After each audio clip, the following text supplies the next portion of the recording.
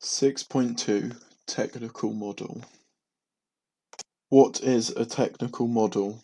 A technical model is the ideal way in which an athlete will perform a skill.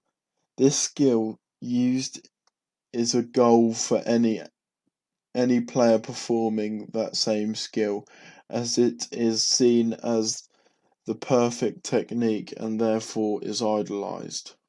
These technical models can then be used to demonstrate the perfect way in which players should perform a skill, trying to improve their success rate or efficiency, like the model compared to their natural technique. When practicing more often, these players will find themselves moving up in standard, as with every session they will be striving to get the perfect technique, allowing them to improve with every step. These technical models are used in every sport, however, will be more crucial when within a more technical sport that relies upon more complex skills. For example, within the sport of cricket, a key skill that needs to be performed consistently is a cricket bowl. This is a skill that requires multiple stages to be executed as close to the perfect technical model as possible. With this movement being incredibly in-depth, most feedback during the practical phase of learning a skill will be qualitative, as athletes will be mostly comparing their actions to the technical model, aspiring to one day having the perfect bowling action, which then will allow for the consistency needed to play at a higher standard. This qualitative feedback is a describing feedback method that doesn't incorporate any numerical methods of explanation. These technical models can be created by coaches and shared by the world in the form of literature. This literature within things like coaching manuals are able to give people the fine details needed to get to the next level. However, when looking for these technical models, there are sources that you shouldn't trust, like online journals, as the main goal of that source are to get views. Although these technical models are incredibly reliable, as people have been perfecting them for years and years, you will also always come across unorthodox success. And what I mean by this is that they won't be competing by the manual, using different techniques, although finding success. Although this happens across the world, when not having success, the best way of correcting this is the technical model.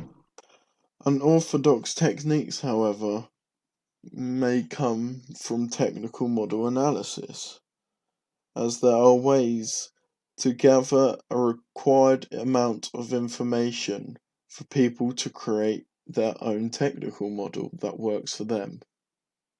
As everyone is different, people may find that what works for one person will not work for them, and therefore the technical model gives a wider range of success no matter who you are.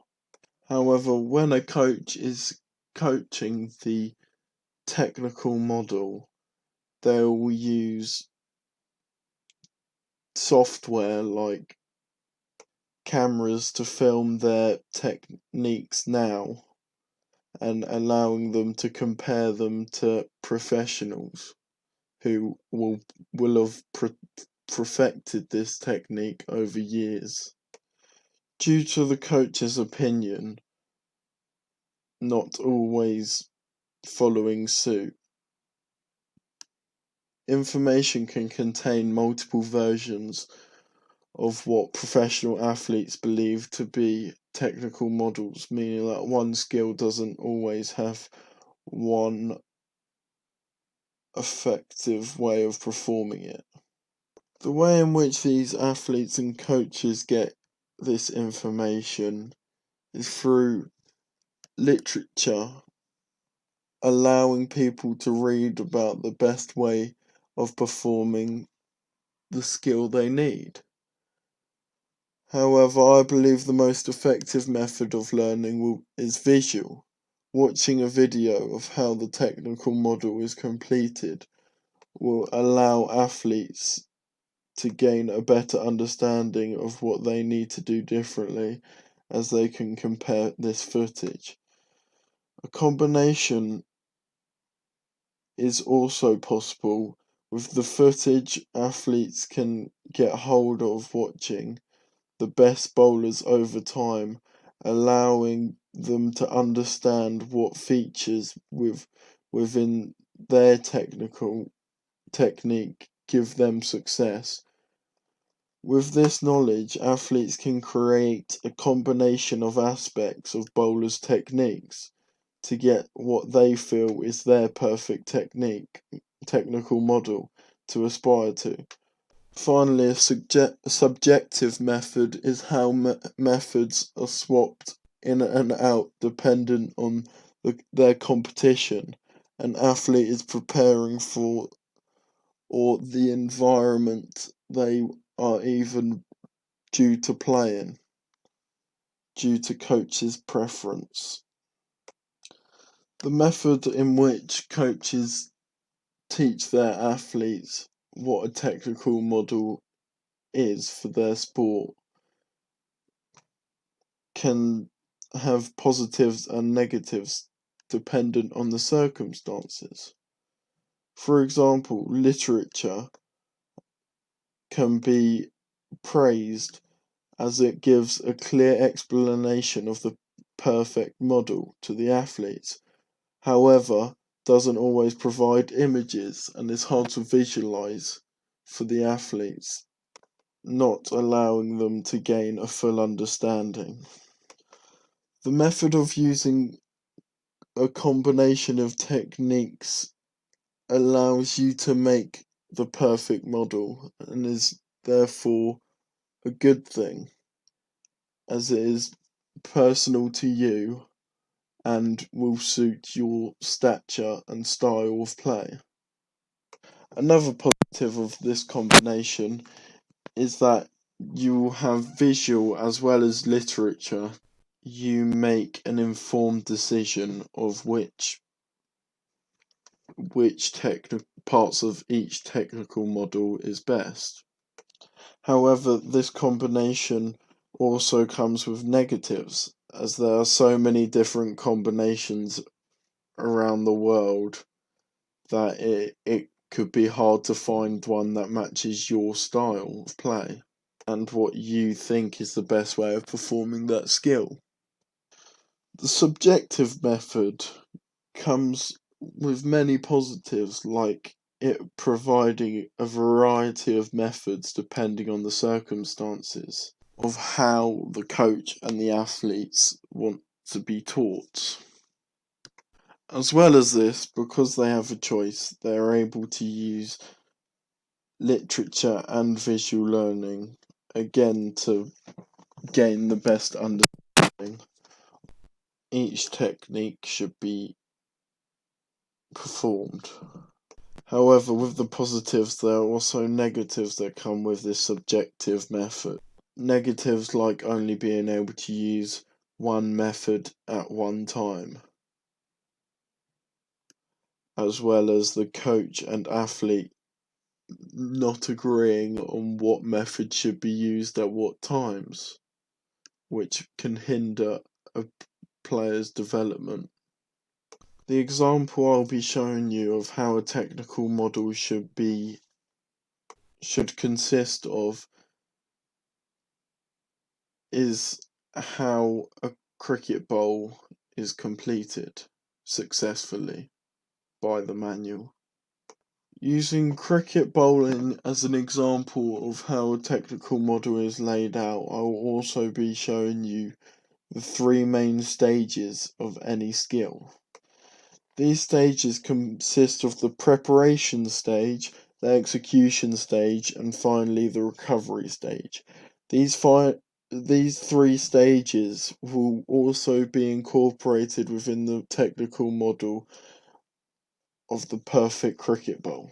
This model will include coaching points like making sure your arm brushes your ear as it comes over to bowl the ball, making sure you drive your front knee up and down with your front arm to get the most pace on the ball, and more. Technical analysis of the preparation phase of a cricket bowl. The preparation stage of this cricket bowl will be the point in which the athlete begins to line up his footsteps so that when in the execution phase your front foot can land it, planting exactly on the line, making sure you bowl as close as possible, as well as making sure the run up is nice and fluid, allowing the bowler to gain as much momentum as possible, helping get more pace on the ball. Without a preparation phase before bowling in a game, the batsman will find it much easier to play against the ball, as it will be bowled so much slower than if it had the preparation stage behind it, as it gives a huge amount of momentum before executing, giving professional athletes the ability to bowl at 90 miles an hour. This preparation stage is usually well rehearsed, with the run up being measured exactly to your strides, so that you may be able to land your front foot without getting a no ball every time, hindering your performance. Next, we will be talking about the execution phase. The execution phase of a cricket ball transitions between preparation stage just before the bowler gets to the stumps, taking off with your left foot, landing your back foot by the stumps and powerfully planting your left foot onto the line, making sure you have a part of your foot behind the line, avoiding a no ball. Before planting this front foot, whilst in the air, your left knee must be pushed up using it as a lever when being brought down again, all to get as much power behind the ball as possible. Now looking at your arms, which requires a lot of coordination to get perfect.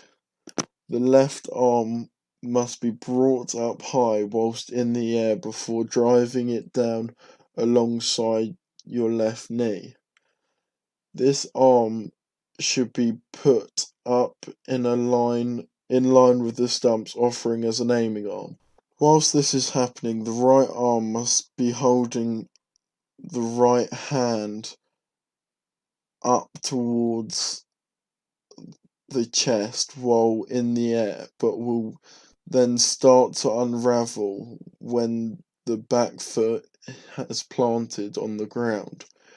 Using the rotation of your shoulder, you then bring your arm all the way round, brushing your ear, making sure the arm is straight at all times. The time at which you release the ball is determined by the way in which the athlete wants to bowl the ball. For example, a shorter ball like a bouncer will require a later release than a fuller ball like a Yorker.